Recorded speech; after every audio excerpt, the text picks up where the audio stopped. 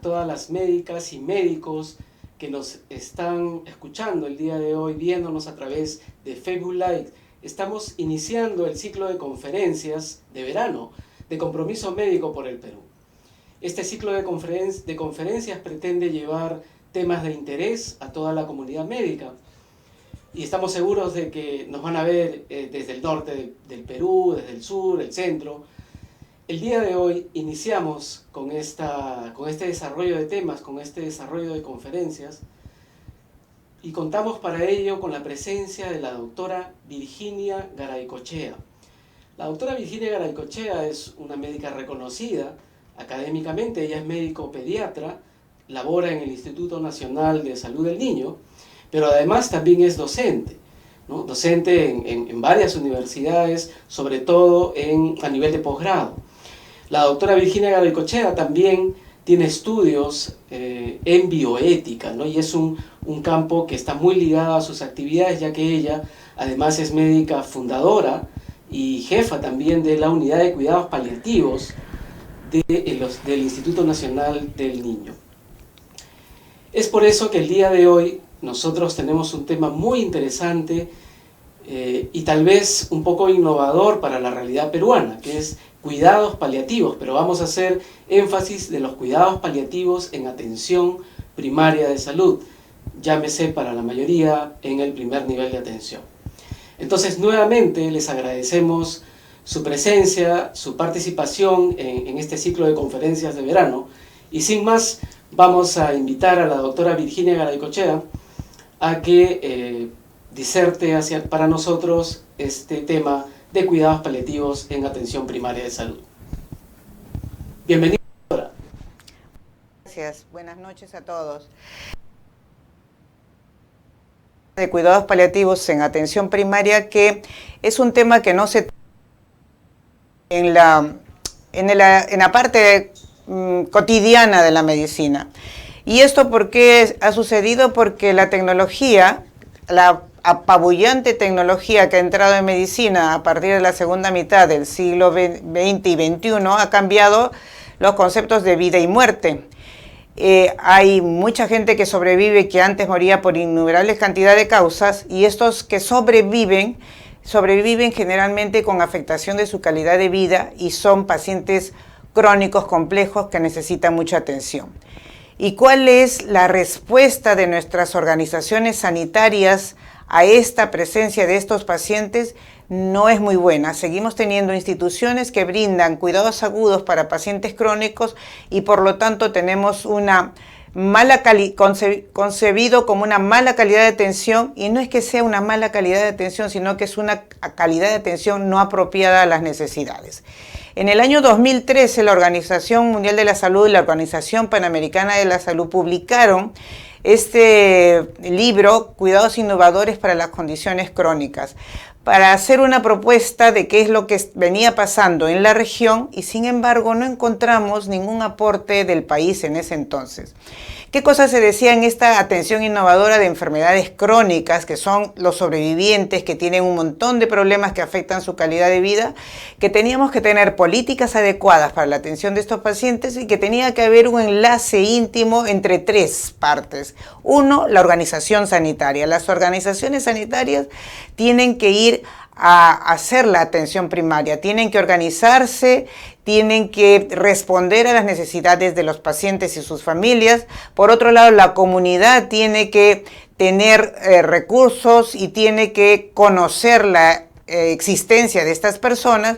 Y finalmente los pacientes y sus familias, que son los que van a recibir estos cuidados. Por un lado, la comunidad informada, los equipos de atención motivados y los pacientes y sus familias mejores atendidos en estas condiciones crónicas. Por lo tanto, el modelo actual requerido es una atención centrada en el paciente y en la familia, con una mejora de su calidad de vida antes que en el curar, porque muchas de estas condiciones no las vamos a poder curar, y que tengamos que tener una atención multidisciplinaria, que es la única forma de poder hacer que todos los profesionales de la salud que estemos involucrados en el cuidado de estas personas le demos lo mejor que tenemos desde nuestras miradas a esta persona para mejorar su calidad de vida. Y reconocer algo que no venimos teniendo en cuenta, que es el rol de los cuidadores.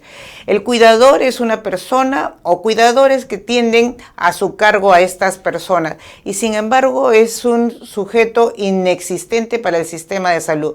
Él también tiene sus propias necesidades y necesita su propio soporte.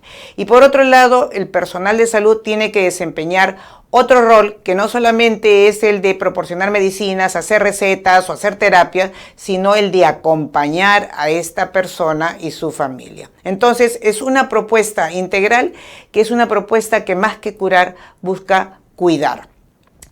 Y estos requerimientos de atención de estas personas, que requiere un sistema centrado en la familia y en la persona, que requiere información y para que esa lo transmita para la adecuada toma de decisiones en los diferentes niveles de atención, para asegurar que si estas personas necesitan tecnología, esté a su alcance y les permita reinserción en la comunidad y brindar servicios de salud, calidad y eficientes, para nosotros se llama cuidados paliativos. Y cuidados paliativos es lo que les digo que es la atención centrada en la persona. Ya en el 2014, en una asamblea mundial de la Organización Mundial de la Salud, se reconoce a cuidados paliativos como un derecho humano y por lo tanto este derecho humano es vinculante a los países que forman parte de la Organización Mundial de la Salud y que incluyan estos cuidados en las políticas. Sin embargo, en nuestro país esto viene siendo postergado y retrasado. Algunas definiciones para revisar: qué enfermedades limitan la vida o son las más frecuentes en estas condiciones, tanto enfermedades oncológicas, que ahora se han transformado en enfermedades crónicas por los tratamientos que reciben, y enfermedades no oncológicas, las enfermedades neurodegenerativas, diabetes, etcétera, etcétera. En cuidados paliativos pediátricos tenemos otro grupo de niños que son los que sobreviven, por ejemplo, a la prematuridad, a las infecciones, las malformaciones congénitas, etc. Y entonces los pacientes son receptores de estos cuidados, los cuidadores primarios son los que están a cargo de estos pacientes, tengan vínculos biológicos o no. Los proveedores de atención primaria son los que brindarían el soporte a estas personas con enfermedades limitantes de la vida y interaccionarían con los grupos específicos de cuidados paliativos especializados. ¿Ok? Y entonces, ¿cuál es la filosofía de los cuidados paliativos? ¿Qué podemos decir que está en el fondo de los cuidados paliativos? Los cuidados paliativos reconocen un concepto básico que es el dolor, el concepto de dolor total. Nosotros estamos acostumbrados a ver a las personas que tienen dolor y generalmente damos el dolor físico como el único que encontramos y creemos que todo dolor lo curamos con un analgésico. Y eso no es cierto. También hay un dolor psicológico, un dolor espiritual y un dolor social, y que tenemos que reconocer esto para poder dar el tratamiento integral a los pacientes. Otra de las cosas que infundimos a nuestros pacientes y cuidadores es que la filosofía del vivir la vida, del vivir el presente, ya lo decía el maestro Owe en Kung Fu Panda: el ayer es historia, el mañana es un misterio, pero el hoy es un regalo y por eso se llama presente. Si todos tuviéramos en cuenta esta filosofía de la vida, otra sería nuestra mirada también de la realidad. Importantísimo es el rescate de la espiritualidad. Los médicos nos hemos ido alejando de la espiritualidad, que no es lo mismo que religiosidad. La espiritualidad es el reconocer que somos seres trascendentes, que estamos relacionados con nosotros mismos, con los demás y con aquello que consideramos sagrado. Y esa trascendencia es lo que nos diferencia de las clases inferiores, ¿no es cierto?, de animales. Entonces, hay que reconocer esta espiritualidad y reconocer los mensajes que la espiritualidad de cada paciente nos da a cada uno de nosotros.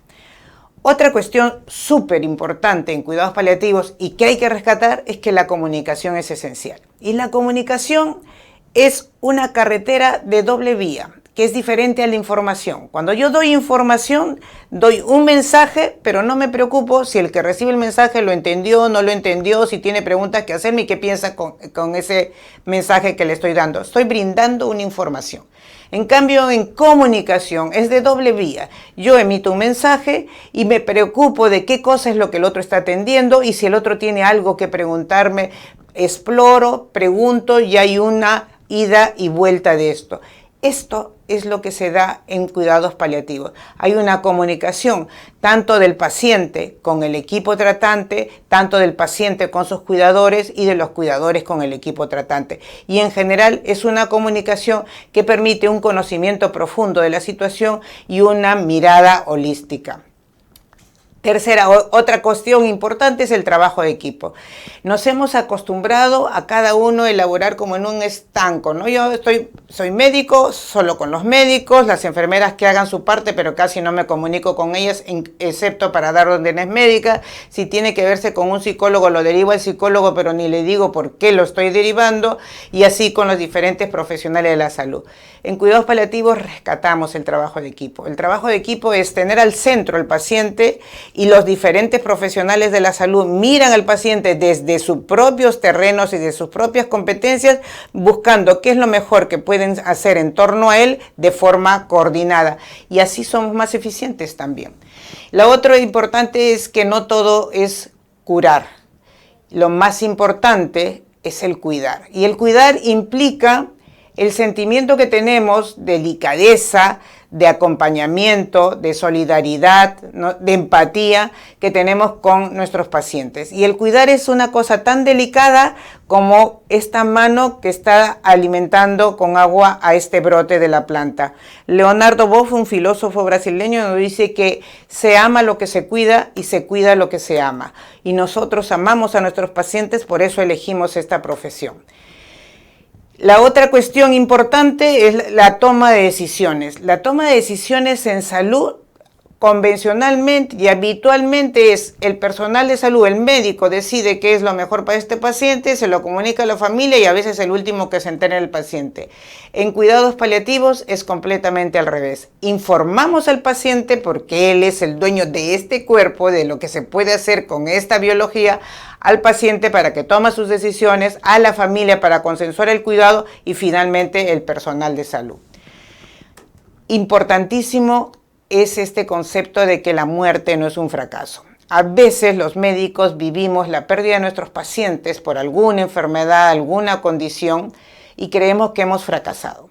Y hay que reconocer que todavía nosotros tenemos nuestras limitaciones y que la naturaleza es muy poderosa. Y a veces, que aunque hemos hecho grandes progresos, los pacientes, no a veces, se nos van a morir. Y la muerte no es un fracaso, la muerte es cosustancial al ser humano. De tal manera de que asumamos esto para hacer una sana toma de decisiones en el cuidado de nuestros pacientes. Yéndonos a lo que es atención primaria de salud, para cómo cuidados paliativos entro en esto. Atención primaria de la salud es un enfoque que incluye a toda la sociedad y que pretende garantizar el mejor nivel de salud posible a través de una distribución equitativa. Y dentro de las patitas que tiene, el carrito que tiene la atención primaria de salud, que está en la promoción, prevención, curación y rehabilitación, se han añadido los cuidados paliativos como un eje indispensable en la atención primaria y que esto nos acerca a las personas al entorno cotidiano de las personas. Cuidados paliativos pues en atención primaria es un enfoque sumamente importante que tiene algunos principios. Cuidados paliativos no es de los hospitales complejos. Cuidados paliativos no es solo del final de la vida, es más bien reconocer la importancia de la vida y hacer que ésta sea lo mejor posible, el mayor tiempo posible, sin caer en encarnizamiento terapéutico. Entonces, cuidados paliativos puede desempeñarse, puede desarrollarse en todos los niveles del sistema sanitario. Y lo que requerimos sí es cierta flexibilidad y permeabilidad del sistema para que permita que los pacientes que están en el primer nivel de atención y se necesita alguna interconsulta, intervención del segundo o del tercer nivel, fácilmente puedan llegar a él y de ahí puede ser contrarreferidos a su respectivo nivel. ¿Con qué finalidad? Que reciban una atención continuada y de calidad. O sea, el que yo esté atendiéndome en el Instituto Nacional de Salud del Niño, un niño que lo necesita, pero que después lo estabilizo y ya puedo continuar su atención en el primer nivel, que continúe esa misma atención con esa misma calidad en ese primer nivel de atención. Todos los pacientes pueden beneficiarse, pero hay que identificar cuáles son los que requieren cuidados paliativos y hay que evaluar a estos pacientes desde todos los puntos de vista que hemos dicho holísticos, no solo de la parte de la propia enfermedad biofísica, sino también desde la parte espiritual, social y psicológica. Tratar y reconocer el dolor, desde el concepto de dolor total, pero también otros síntomas físicos, y tratar de cubrir las necesidades espirituales, psicológicas y sociales. Y una cosa muy importante, más aún en nuestro país, que es multiétnico, multicultural, multirracial, es que reconocemos y respetamos los valores de los pacientes y determinamos aquellas decisiones que son culturalmente apropiadas. Y esto se da en atención primaria de la salud. El abordaje integral de los pacientes debe priorizar su cosmovisión. Para eso tenemos que conocerlo, tenemos que conocer cómo un Ashaninka tiene una cosmovisión de la enfermedad y de la muerte, cómo un Aymara la tiene, cómo una persona de la costa norte la tiene. Entonces tenemos que conocernos, tenemos que hacer una medicina adaptada a esas realidades, respetar su cosmovisión, sus ciclos de vida, sus etapas de vida, su adherencia terapéutica. Tenemos que conocer la familia y el entorno y socializar los principios que les podemos dar desde cuidados paliativos y los beneficios que esto acarrea, y finalmente garantizar la continuidad del tratamiento farmacológico y no farmacológico. No todo es medicina, la parte espiritual, la parte social y la parte emocional posiblemente no sea medicina. En cuidados paliativos reconocemos también diferentes niveles de atención y esto es muy importante. El enfoque paliativo es para todos los profesionales de la salud. ¿En qué se centra el enfoque paliativo? En dos cosas.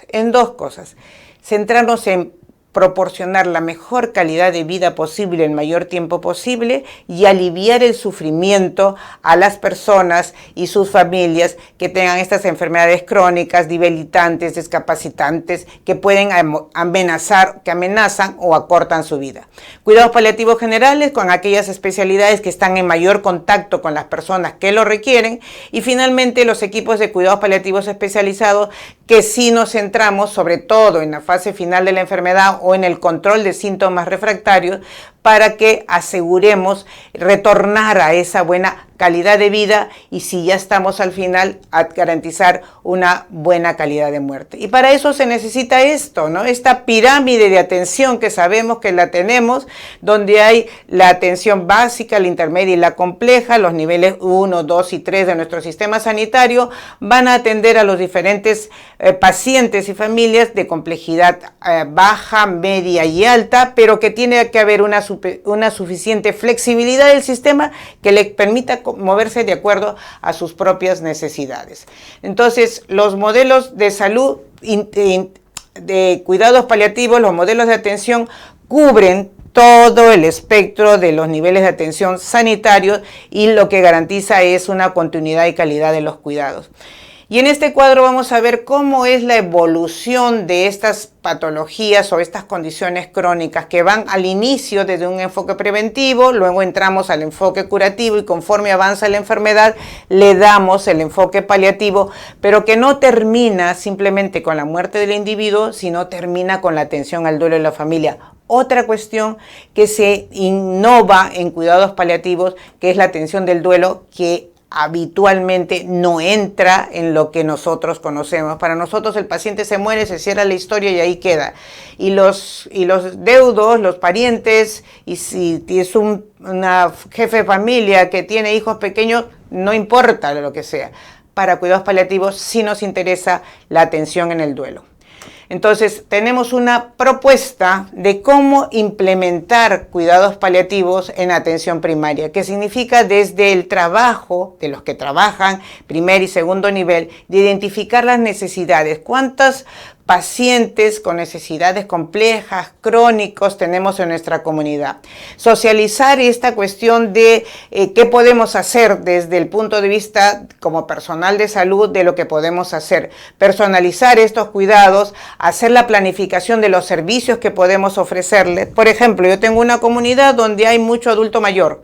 Entonces, personalizo eso, qué cosa es estos adultos mayores, qué es lo que necesitan. Necesitan servicios de atención médica, de repente necesitan medicina física, de repente necesitan un nutricionista. ¿Qué cosa es lo que necesitan estos adultos mayores que la están pasando mal? Planificar significa eso, ver la oferta de servicios y recursos, de repente necesitan geriatras, ejecutarlo, hacer el seguimiento, mirar los resultados, hacer el análisis de resultados y mejorar. Y eso ya entra en una mejora continua. Los cuidados básicos necesitan un equipo básico, el equipo básico necesita recibir una formación básica y es el mismo personal de los centros de salud y de los hospitales locales que se interesen en brindar los cuidados paliativos los que finalmente los desarrollen. Y para eso necesitamos un equipo básico mínimo, es médico y enfermera, y a los que pueden sumarse agentes comunitarios, psicólogos, trabajadora social, etcétera. Entonces, ¿qué se espera de los médicos? O sea, nosotros son los que tenemos que saber qué cosa es el enfoque paliativo y qué se espera. Valorar el estado del paciente y cubrir sus necesidades, que una vez que controlamos los síntomas físicos puede trabajar el aspecto emocional de los pacientes, aunque no seamos psicólogos, todos somos terapistas de nuestros pacientes, que sepa distinguir los criterios de una enfermedad terminal. Y aquí es muy importante porque a veces hemos tenido que nos derivan pacientes en estado de terminalidad sin que nada podemos hacer. Despiertan expectativas a los pacientes en sus localidades, viajan a Lima con un inmenso sacrificio social porque se desmiembran de sus miembros de la familia y llegan y no tenemos mucho que ofrecerle porque no supieron distinguir la terminalidad. Y eso es una de las cosas que tenemos que aprender, ¿no es cierto? Pero los profesionales también que tenemos que aprendernos a cuidarnos para cuidar a los demás. Hay que saber acompañar al paciente o a la persona en estado de agonía. Hay que conocer la importancia de trabajar en equipo, la importancia de respetar al paciente en todo momento, en su dignidad hasta el final. Hay que tener la capacidad de ser un buen comunicador para tratar con la familia de los temas de muerte con anterioridad, acompañar al resto de la familia, valorar el lugar donde debe estar el paciente en sus últimos días. A veces nos ha pasado también, creemos que la mejor muerte es en el hospital. Y sabemos y estamos convencidos que la mejor calidad de muerte no es en el hospital, en la mayor parte de casos sí es en el domicilio. ¿A quién no le gustaría morir acompañado de sus familiares en su cama, con sus olores, con sus ruidos, con sus seres queridos alrededor? Entonces, eso también se pide de los médicos que realizan atención primaria. Esto es lo que queríamos decirle porque creemos que es importante humanizar la medicina, creemos que los médicos, especialmente de atención primaria, son el eje más importante del sistema de salud y que a partir de ahí podemos brindar los cuidados paliativos que requieren nuestra comunidad. Muchas gracias. Muy bien, muchísimas gracias. Excelente ponencia, doctora Garaycochea. Vamos a tomarnos un momento para hacer una pausa, de pronto nos tomamos un poquito de agua y vamos a volver después de la pausa para conversar un poco más, también para que ustedes puedan hacer preguntas. Tienen el espacio en el chat para hacer preguntas. La doctora Virginia Garaycochea estará gustosa de responderlas y de dar el aporte de su experiencia en cuidados paliativos en atención primaria. Volvemos.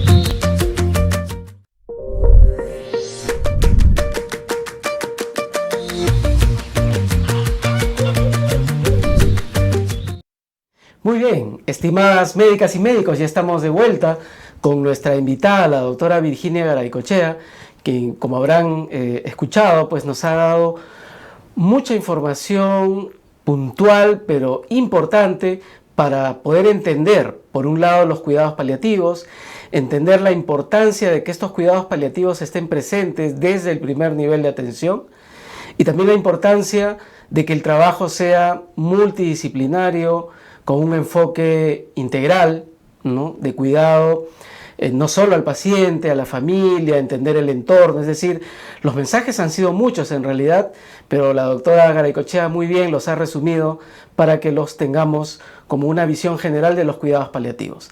Nos gustaría ver si tenemos algunas preguntas o comentarios, ¿sí? Pero también habíamos preparado algunas cosas, doctora, aprovechando el desarrollo del tema. Usted muy bien ha mencionado que los cuidados paliativos son fundamentales en el sistema de salud para el manejo de los problemas y necesidades de salud del paciente, de la familia. Podemos decir que los cuidados paliativos se practican en todo el mundo. Existe tal vez algunos países referentes, como en otros temas, respecto a cuidados paliativos. Claro, en el mundo los cuidados paliativos modernos se van dando desde los años 60 del siglo XX. En la región, a partir de más o menos los 70, ya comienzan las primeras unidades de cuidados paliativos y con mucho mayor desarrollo a partir de los 90. En la región de Latinoamérica, los países que más han desarrollado, Argentina, Brasil, Chile, Colombia, todo Centroamérica tiene cuidados paliativos.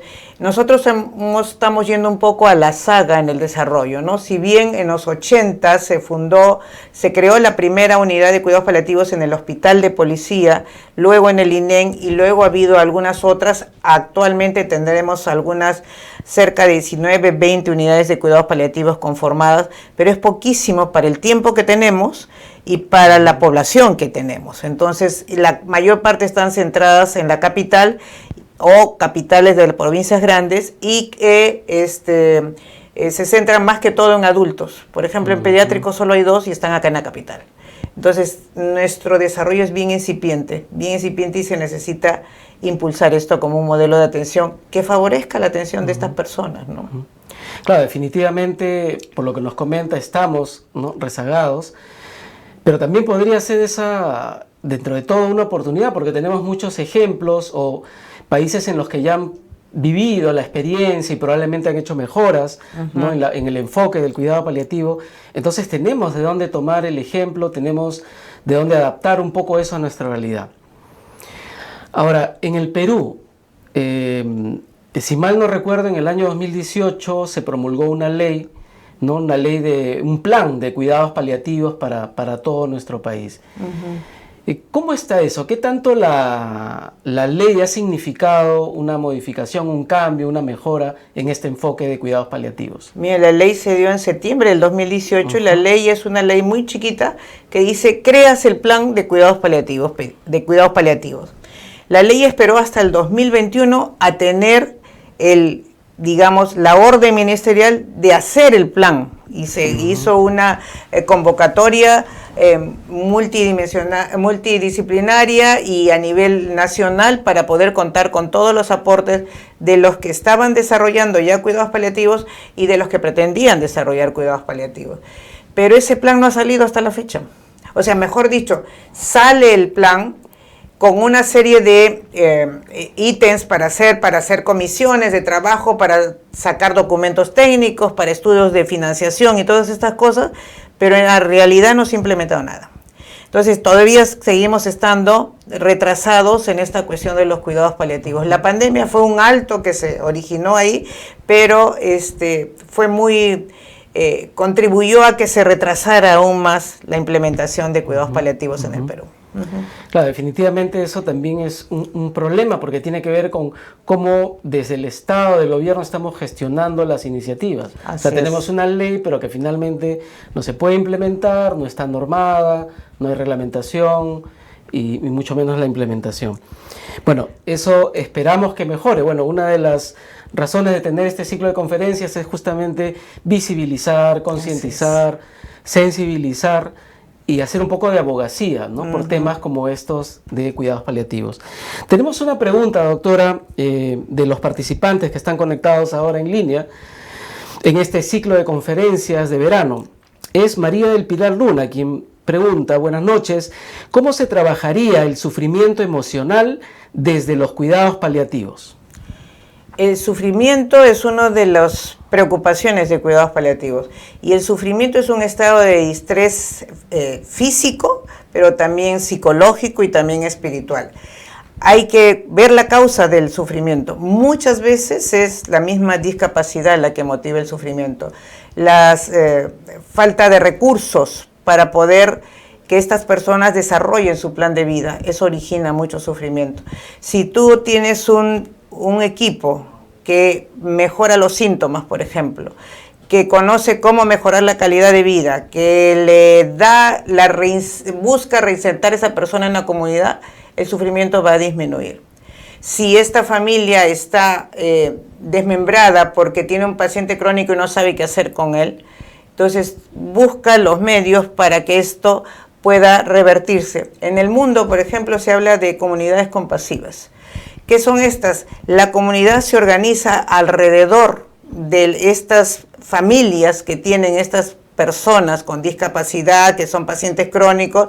Y por ejemplo, te doy un ejemplo de una familia. Es una familia que tiene hijitos y uno tiene que hospitalizarse porque tiene condiciones especiales, porque tiene una neumonía, tiene 3 semanas que estar en el hospital.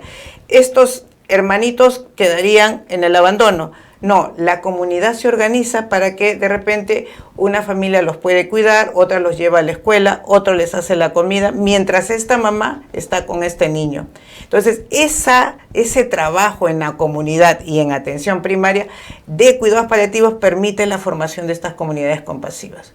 Pero hay que orientar a las personas que esto se puede hacer, y de hecho se hace, ya se hace en otras partes. ¿Por qué nosotros no podemos hacerlo? ¿Me entiende? Entonces, con eso disminuimos sufrimiento, pues, porque ese es el asunto. Excelente, ¿no? Es un ejemplo bastante concreto de este manejo del sufrimiento, que seguramente no solamente va a quedar en lo emocional, sino en otros aspectos incluso de la familia. Y qué tan interesante que esto efectivamente se relaciona a la organización desde la mirada de atención primaria de salud. No, incluso en el caso, por ejemplo, de la normativa de promoción de la salud, se habla de comunidades saludables, ¿no? Y las comunidades saludables implican este tipo de organización, ¿no? Es definitivamente un ejemplo muy interesante. Tenemos también otra pregunta. Bueno, primero las felicitaciones de Mauro Mesa a la doctora Virginia Garaycochea, y le solicita un comentario respecto al diagnóstico de muerte cerebral en niños. Comenta, ya que en el hospital donde trabajo muchas veces se presenta este dilema y hay muchas discusiones con los intensivistas. En general, sí, pues el diagnóstico de muerte cerebral, hay una normativa que hay que actualizar también en el ministerio, porque el protocolo de muerte cerebral nacional es del 2011 y hasta ahora no se renueva. Creo que hay que actualizar eso. Segundo, en pediatría, mucho más problemático. El diagnóstico de muerte cerebral, si no es para donación de órganos, es un diagnóstico eminentemente clínico. Y la sociedad también tiene que saber, la comunidad tiene que saber que el diagnóstico de muerte cerebral equivale a la muerte del individuo. En el Perú, por ley, nosotros tenemos 2 formas de diagnosticar muerte: paro cardiorrespiratorio irreversible y muerte cerebral. El término de muerte cerebral y la situación de muerte cerebral se crea sobre todo para trasplantes, para una política de trasplantes que permita extraer órganos de alguien que ya sabemos está muerto, pero que el corazón todavía está latiendo y tengo conectado un respirador y sus pulmones están funcionando. ¿Y es para qué? Para que los órganos estén viables para el trasplante. Pero el diagnóstico de muerte cerebral es clínico. Y cuando yo digo muerte cerebral, estoy diciendo esta persona ya falleció. Si hablo del punto de vista incluso religioso, ya voló, ¿ok? Entonces lo que tenemos que hacer es proceder en ese sentido. De acuerdo, ¿Ya? Excelente. Claro, eso implica también cambios en nuestra forma. Probablemente haya un tema, vamos a decir, tradicional en nuestra formación, en nuestra práctica médica, que debe ir también adaptándose. Y eso va desde cambios en el equipo de salud, porque yo me he encontrado, tiene diagnóstico de muerte cerebral certificado por neurólogo con electroencefalograma plano, y le he preguntado al intensivista, ¿y ahora qué haces? Me dijo, dejo que se apague. ¿O cómo es eso? Le digo yo, muerte cerebral es muerte del individuo, se desconecta. Por eso hay que enseñar a la comunidad médica, no médica, y enseñar a la comunidad en general que la muerte cerebral es muerte del individuo. Esa persona ya dejó de existir. Y eso está aprobado por la mayor parte de religiones. Incluso las religiones reconocen la muerte cerebral porque si no, no sería viable los trasplantes. De acuerdo. Sí, definitivamente hay mucho que trabajar en ese aspecto. Tenemos también la consulta de Carlos Valdivia. ¿Cómo observa el abordaje de los cuidados paliativos en la formación médica en nuestro país? ¿Siente que dicha importancia ha sido asumida por las universidades? Actualmente, en pregrado, solamente conozco el caso de una universidad que es San Marcos, que lo tiene como curso electivo del 5º año de medicina. En algunas facultades de enfermería de otras universidades también se enseña por lo menos lo básico de cuidados paliativos. En las especialidades en general, en geriatría, en anestesiología, y paro de contar. Y lo después son cursos de posgrado, ¿no? Llámese diplomado, máster, maestrías. No hay la subespecialidad como tal todavía en nuestro medio. Entonces, ese es el curso. Hace mucho más falta permear cuidados paliativos en toda la formación académica. Entonces, definitivamente no es suficiente, hay una brecha muy grande de formación. Y claro, si nuestros profesionales de la salud no se entrenan desde el pregrado y comprenden o tienen esta mirada, esta visión de los cuidados paliativos y también habilidades para el manejo, va a ser más difícil que formen parte de un equipo que pueda realizar estas actividades. Así es. Bien, bueno, Adrián Jesús preguntaba si existe algún proyecto o programa donde los especialistas de oncología y otras subespecialidades hagan visitas dirigidas a los pacientes, sea en el MINSA o en salud, ¿no? PADOMI. Visitas domiciliarias, ¿no? Es lo que se interpreta respecto, dice, o sea, ¿existe algún proyecto o programa donde los especialistas de oncología y otras subespecialidades hagan visitas dirigidas a pacientes, tanto en MINSA como en salud? En eSalud existen dos programas de visitas domiciliarias, ¿no? El COPOE y el PADOMIS, ¿no? El COPOE que está regido a una de las redes, que es creo que no es el Almenara, sino el Rebagliati y el Sabogal, creo que. Y el PADOMI en general, los pacientes crónicos postrados que tienen que visitarlos en casa. Pero no son exactamente, son visitas domiciliarias, pero no exactamente paliativas. Les falta el toquecito de paliativas en muchas de ellas. Existe en el Cayetano Heredia un programa que es el ADI, que es inicialmente para pacientes oncológicos y después ya se ha abierto un poquito más para pacientes crónicos. La región del Callao tiene el programa DAMO de visitas domiciliarias oncológicos, geriátricos y un poquito de crónicos, y paramos de contar de las visitas domiciliarias. En mi unidad hacemos visitas domiciliarias limitadas a aquellos pacientes postrados que no pueden movilizarse y que dependen de tecnología. Entonces a ellos les hacemos, pero excepcionalmente. ¿Por qué? Porque encima la figura está de que dentro de los indicadores de salud no se reconoce las visitas domiciliarias para el tercer nivel de salud. Entonces ahí tenés otra cosa. Y cuando nosotros pedimos a los primeros niveles que les hagan visita domiciliaria a estas personas, a estos pacientes, no saben exactamente qué cosa es lo que estamos buscando, ¿no? Entonces es difícil articular esta cosa. De acuerdo. También tenemos una consulta de Sofía Cáceres, nos dice: doctora, como futura serumista, me interesaría saber si cuidados paliativos está integrado a algún programa, así como lo hay para detección de enfermedades no transmisibles y otros. No está integrado a ningún programa. Cuidados paliativos es transversal a todos los programas. Tú puedes tener programas de diabetes, por ejemplo, ¿no es cierto? está integrado dentro de los diabéticos, especialmente los diabéticos con enfermedad avanzada, con comorbilidades, ahí está. Tienes programas de tuberculosis. El programa de tuberculosis puede incluir cuidados paliativos, especialmente en los tuberculosos MDR y XDR. ¿Por qué? Porque esos no hay cura, o es muy lejana, y porque sufren mucho, porque están estigmatizados. Hay dos enfermedades con estigma moral, el HIV y el TB. Esos dos son proclives a recibir o son tributarios de recibir cuidados paliativos, especialmente cuando están avanzados. Entonces, va transversal a todos ellos. Claro, es súper importante el mensaje, ¿no? O sea, cuidados paliativos no es como una especialidad, digamos, que se va a encargar solo de una parte del cuerpo, sino implica por naturaleza una mirada integral y por lo tanto va a estar presente en cualquier momento incluso de la vida, ¿no? Porque estamos hablando de cuidados paliativos en pediatría, en adultos jóvenes, en adultos mayores. En todo caso debe ser parte de las prácticas y las habilidades que debe tener el equipo de salud, porque de todo tipo de paciente le va a tocar pacientes también o familias con este tipo de situaciones, ¿no? De condiciones. Bien, y tenemos también por aquí una pregunta. ¿Cuáles son los criterios de inclusión de los pacientes a cuidados paliativos? Enfermedades severas, muchas de ellas crónicas, muchas de ellas discapacitantes que pueden limitar o acortar su vida. Esa es la definición más generalizada.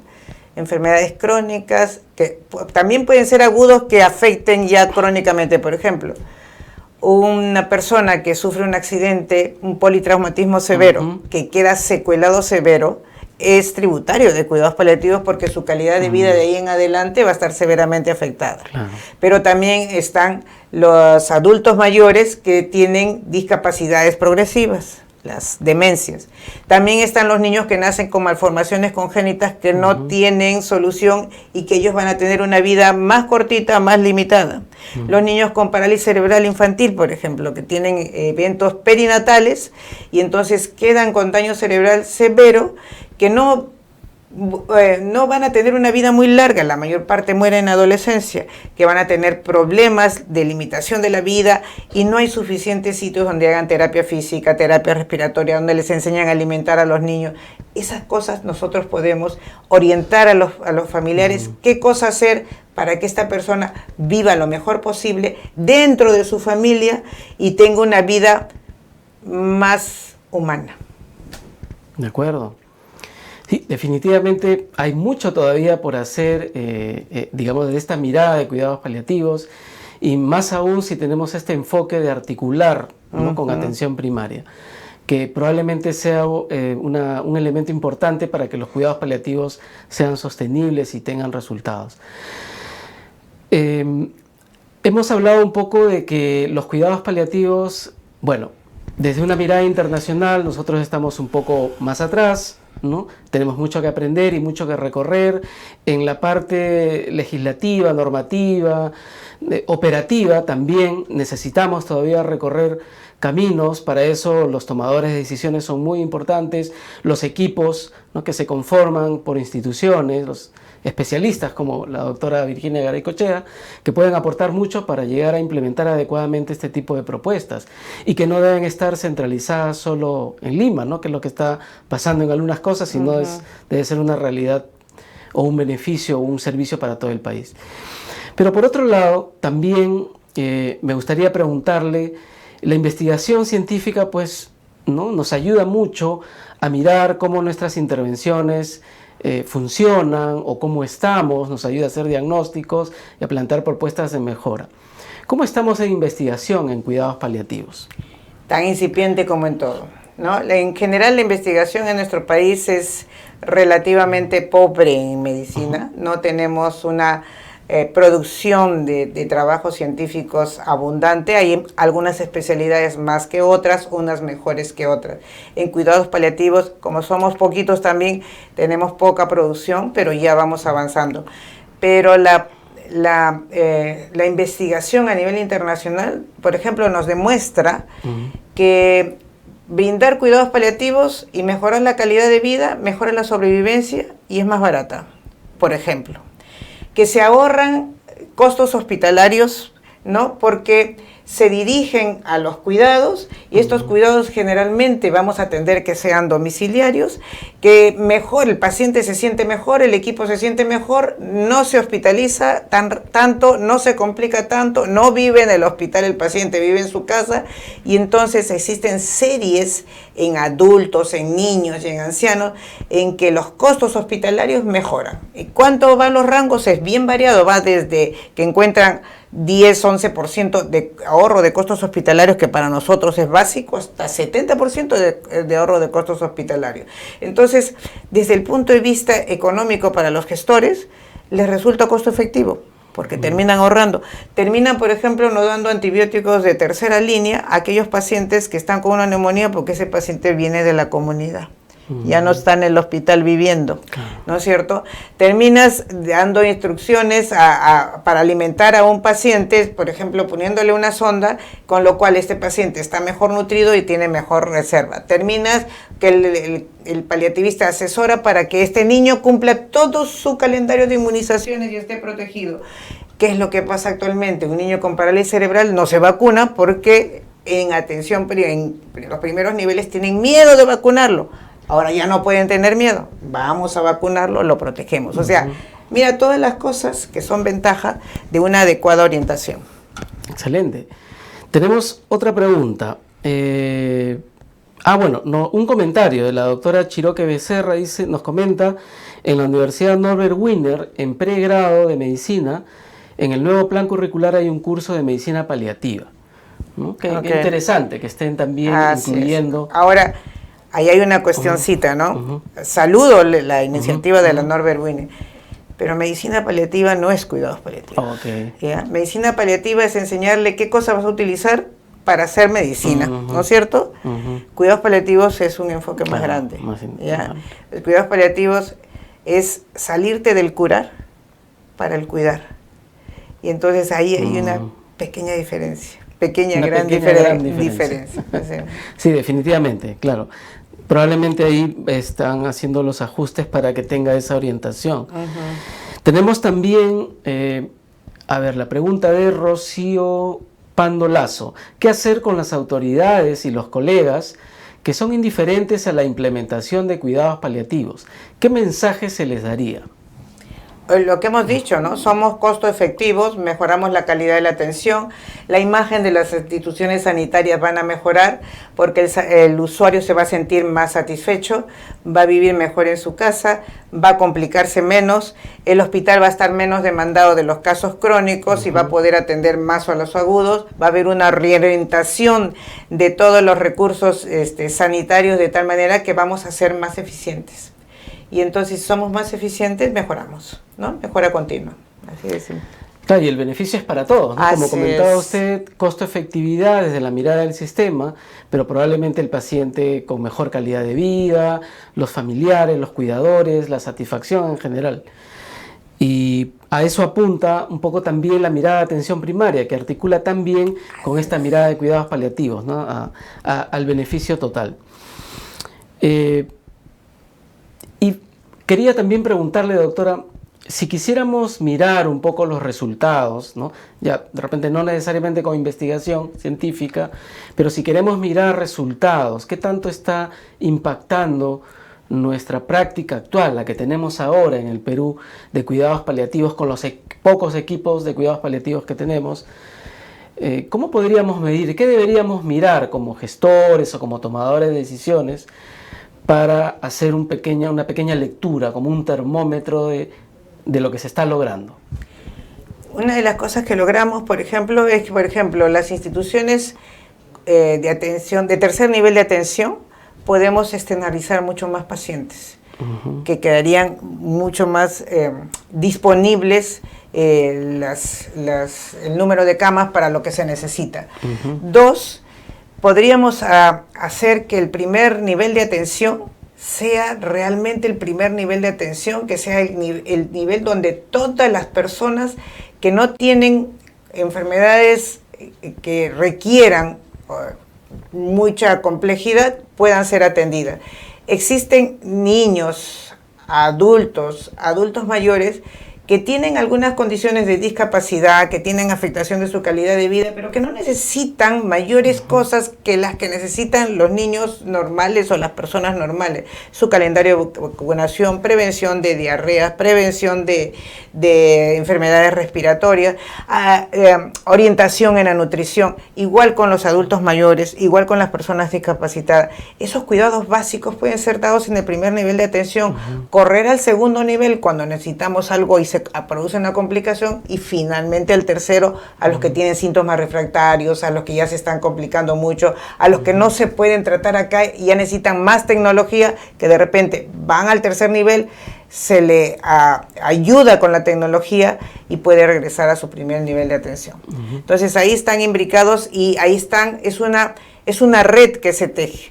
¿Qué es lo que se pretende en cuidados paliativos? Así como se habla de las redes de atención primaria, ¿no es cierto? En cuidados paliativos se tejen las redes de tal manera que si yo tengo un paciente en mi hospital y lo voy a derivar a, qué sé yo, a Tumbes, donde está el doctor Mesa, por ejemplo, yo le voy a derivar a su hospital a este paciente con este plan de cuidados, que él lo va a poder hacer, lo va a poder desarrollar y se va a sentir mejor el paciente y el personal que está atendiendo a este paciente, que es propio de ellos. De acuerdo. Entonces, definitivamente hay muchos resultados que podemos evaluar para todos los actores, ¿no? En los diversos niveles. Pero claro, al final quienes se van a ver el beneficio final son los pacientes, ¿no? Qué interesante. Definitivamente hay diversos esfuerzos seguramente en el país. Tal vez hay algunos equipos por ahí que todavía están empezando, intentando lograr este enfoque adecuado de cuidados paliativos en el primer nivel, y sepan pues que cuentan con la doctora Virginia Garaycochea para apoyarles, ¿no? De repente en algún tipo de orientación. Ella trabaja en el Instituto Nacional de Salud del Niño, así que pueden contactarla, ya que es una institución líder en la mirada de cuidados paliativos pediátricos en este caso. ¿Qué es lo que pasa, por ejemplo, con, voy a hacer el cherry, ¿no? Con Padomi Niños, en el caso de salud, que es un servicio que también está empezando, está intentando ahí reflotar, construyéndose, pero que va en ese mismo camino, en esa mirada. Y, por ejemplo, la presentación que ha dado usted, doctor, el día de hoy ha sido muy ilustradora para comprender mejor cómo deberíamos orientar nuestros servicios desde los cuidados paliativos. No sé si tenemos alguna pregunta. A ver, vamos a revisar si tenemos alguna pregunta adicional. No se nos vaya a escapar algo. A ver. Bien. Entonces, ya para ir cerrando, un poco queremos comentar que el desarrollo de estos temas, como el de cuidados paliativos, los hemos seleccionado porque es un tema, como ya han visto, que está en falencia, que está en brecha, que no se ha implementado adecuadamente, y sin embargo es una gran necesidad. Y existen diversos espacios desde lo que nosotros podemos, digamos, impulsar, ¿no? Hacer abogacía o estar mucho más activos e impulsar, organizar en los espacios en los que nos encontremos, ¿no? Estos espacios son, por ejemplo, los establecimientos de salud a los que pertenecemos, incluso como actores sociales en nuestra comunidad, ¿no? Donde también podemos un poco contribuir. Los médicos, el personal de salud en general no debe asumir ese rol, ese liderazgo. Y hay otros espacios como instituciones relacionadas a la salud, que es el caso, por ejemplo, del colegio médico, ¿no? Y desde el colegio médico también se puede hacer un poco de abogacía, ¿no? Tenemos esta prerrogativa de la iniciativa legislativa, pero no solo eso, sino también participa, por ejemplo, el colegio de profesionales, donde están otros espacios también de profesiones médicas, y consideramos súper importante que estos temas que estamos visibilizando a través de este espacio sirvan para que tomemos conciencia, ¿no? No solo desde la mirada asistencial, sino también desde la abogacía, desde la toma de decisiones. Así ¿sí? Es muy importante conversar sobre estos temas y ver desde las diferentes perspectivas qué es lo que podemos hacer desde el colegio médico, desde las otras profesiones, en general desde la comunidad. La sociedad demanda una punto de inflexión y de aquí avanzar. Hablamos mucho de que cambios y demandas del sistema de salud, pero ¿a dónde vamos? ¿Qué es lo que queremos? ¿Cuáles son los resultados que esperamos? ¿Cuál es la medicina que pretendemos que se practique en nuestros pacientes, en nuestras personas? Esa es una de las cosas que tenemos que desarrollar. Muchísimas gracias, doctora Virginia Garaycochea. Realmente ha sido una actividad que se ha sentido tan corta, pero ha sido muy, muy nutrida. Creo que hemos podido escuchar de parte de usted, recibir las preguntas, los comentarios. Creo que ahora nos vamos con una mejor mirada de lo importante que son los cuidados paliativos y de lo importante de tomar acción, ¿no? A construirlos, ayudar a construir estos cuidados paliativos en los espacios en los que nos encontremos. Ha habido comentarios de diversas partes del Perú, así que todos ahora tenemos una tarea más clara, un objetivo más claro de lo que debemos hacer. Bien, y quiero también agradecer la presencia de todos aquellos que han estado conectados. Bueno, de hecho esta exposición, conversatorio, va a quedar grabado para que las personas que no pudieron estar el día de hoy lo puedan ver a través de nuestras redes sociales, las redes de Compromiso Médico. Va a estar en YouTube también y el link en las otras redes, ¿no? En Twitter, en Instagram, etc. Pero también quiero recordarles que esto es un ciclo de conferencias, es decir, que tenemos otros temas más. Regularmente los temas se van a desarrollar los días jueves, ¿sí? En esta oportunidad hemos iniciado un lunes porque es el inicio de la semana, pero en adelante van a ser los jueves. Por ejemplo, el próximo jueves, que es jueves 25, a las 8 de la noche, nuevamente tendremos otra conferencia, ¿no? En este caso, para esta conferencia, tenemos como invitados al doctor Luis Figueroa Montes y a la doctora Catherine Suárez. Ellos van a conversar sobre los procesos de membresías en sociedades y asociaciones médico-científicas, sean nacionales o internacionales. ¿Qué tan importante son estos espacios y que nos involucremos y que estén bien organizados, estructurados y que sean realmente operativos?